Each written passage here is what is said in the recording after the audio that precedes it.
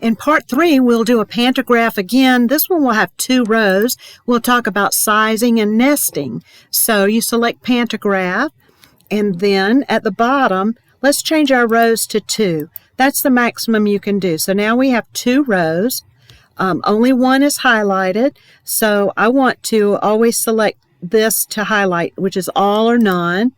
I'm going to highlight both and select a pattern. And let's see, I'm going to select these circles. Now they are big and wide, so of course we want to add some more. We'll add pattern till we get what we like. I think that looks okay. And now I'm going to unselect all of them and talk about this. Maybe I don't want them right on top of each other. Maybe I want to move them over so that they're offset.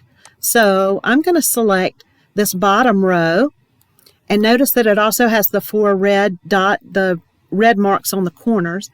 And I'm going to come over here. We weren't able to talk about this in the last video, and we'll talk about moving these.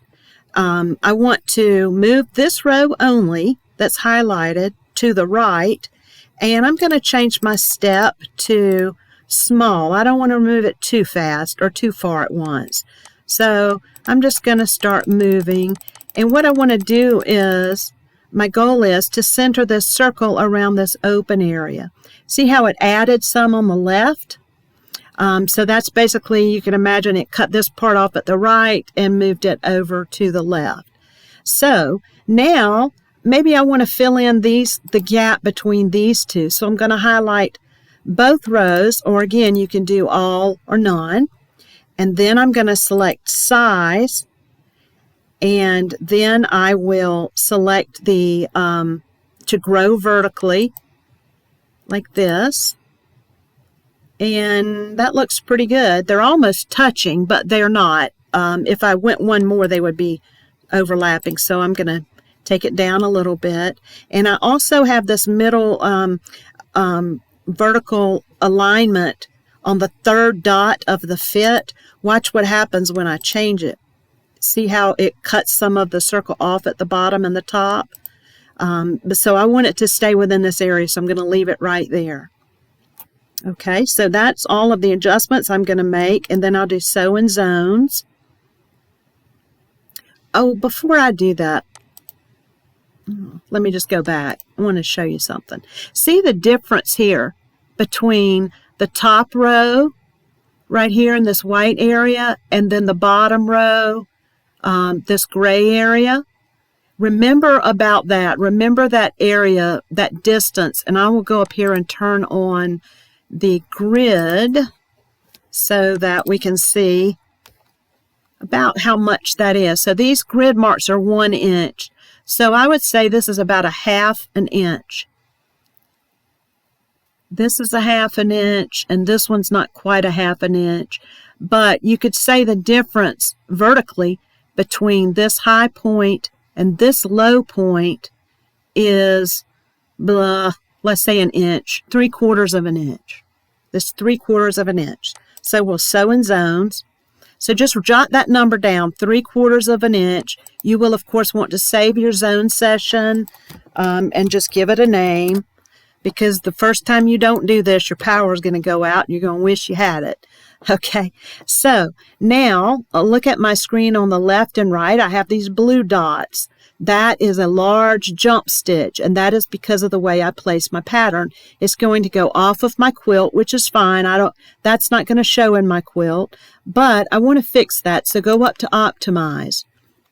And what you can do in Optimize are numerous things, but notice the yellow dots, 1, 2, 3, and 4. This is basically saying that it's going to sew this in sections 1 through 4. Well, that means that every time it gets to 2, it's going to stop and make you do something, and I'll show you how that works. If you come at the bottom and select Check for Breaks, Animate Stitching. Now it's stitching section 1, and it's going to stop. Well, if you were stitching on your machine, it's going to stop right there, ask you to push a button to make it move to the next point, and then another button to make it continue. So you don't want to do that. All of this is going to be off the quilt, because remember, I set my safe area an inch wider than my quilt on each side, so I'm going to actually stitch off about a ½ inch. So this is going to be in the end outside of my quilt. So if you say remove this break, yes, then your machine is going to stitch a straight line there. But that's okay because it's off of your quilt. So I'm going to answer yes to all of these. So one more. Now, when you get this message, do you wish to connect the first and last points? 95% of the time, the answer is no, because that's going to stitch somewhere you don't want it to stitch. Because your last point could be over here, and what it will do is stitch a long stitch all the way across your quilt. You sure don't want that. Okay, so now we've done that. Okay, and now those blue dots are gone, and you can see a solid line here where it's going to stitch. So, I place my quilt.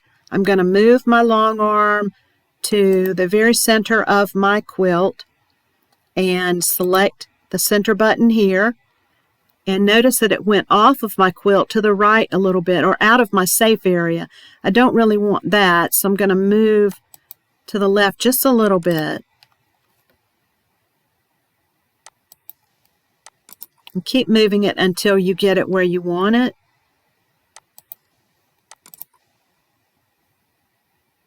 Boy, it's making me work for it now. But anyway,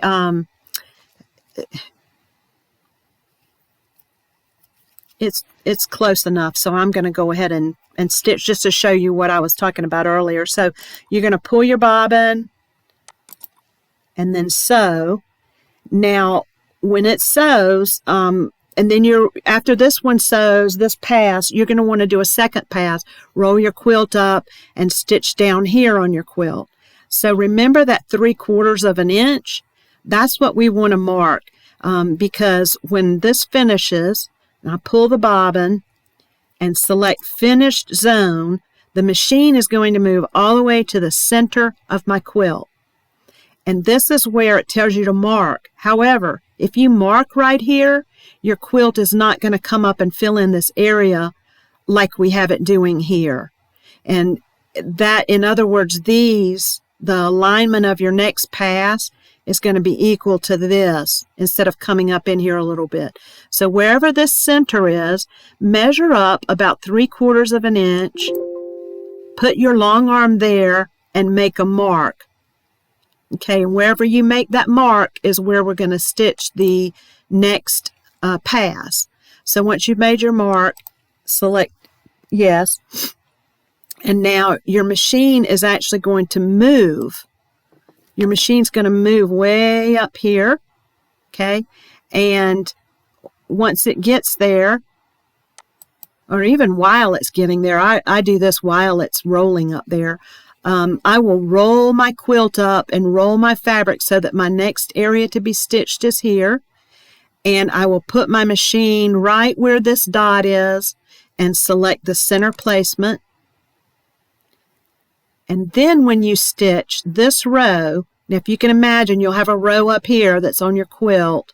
When you stitch this row, these circles are going to come up into that row and nest perfectly.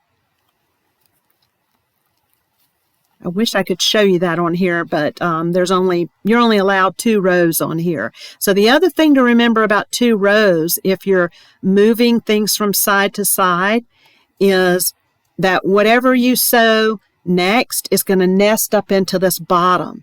So you always want to be able to make sure however you move these rows to the right or left, that when you sew your next pass, whatever is at the top is going to fit whatever is at the bottom.